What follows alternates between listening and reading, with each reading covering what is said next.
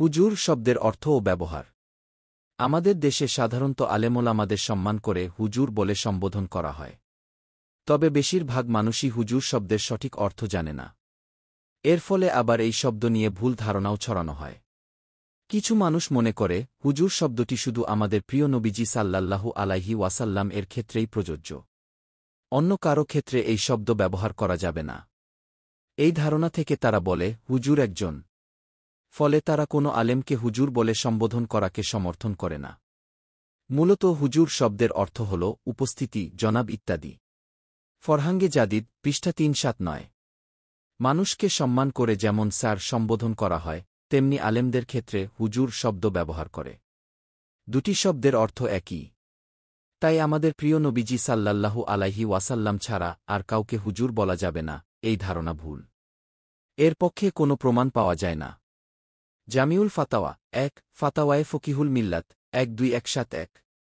অনেক ক্ষেত্রে আবার কিছু দুষ্ট লোক অন্যকে উপহাস করার জন্য তাচ্ছিলের সুরে হুজুর শব্দটি ব্যবহার করে। এটা আলেমদের ক্ষেত্রে যেমন করে, তেমনি সাধারণ ধর্মপ্রাণ মুসলিদেরও করে। কেউ সুন্নত মোতাবেক পোশাক পরিধান করলে তাকে উপহাস করার জন্য ঠাট্টাচ্ছলে হুজুর বলে সম্বোধন করে।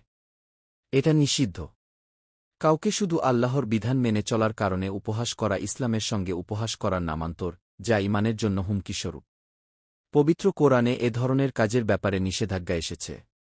ইরশাদ হয়েছে, হে ঈমানদারগণ, কোন সম্প্রদায় যেন অন্য কোন সম্প্রদায়কে বিদ্রূপ না করে, হতে পারে তারা বিদ্রূপকারীদের চেয়ে উত্তম। আর কোন নারীও যেন অন্য নারীকে বিদ্রূপ না করে, হতে পারে তারা বিদ্রূপকারীদের চেয়ে উত্তম। আর তোমরা একে অপরের নিন্দা করো না এবং তোমরা একে অপরকে মন্দ উপনামে ডেকো না। ঈমানের পর মন্দ নাম কতই না নিকৃষ্ট। আর যারা তাওবা করে না, তারাই তো জালিম। সূরা হুজুরাত আয়াত ১-১। তাই মুমিনের উচিত দুষ্টুমির ছলেও এ ধরনের কাজে লিপ্ত না হওয়া। মহান আল্লাহ সবাইকে বোঝার তাওফিক দান করুন। আমিন। আল্লাহ আমাদের সবাইকে দিনের সঠিক জ্ঞান, বুঝ ও আমল দান করুন। আমিন।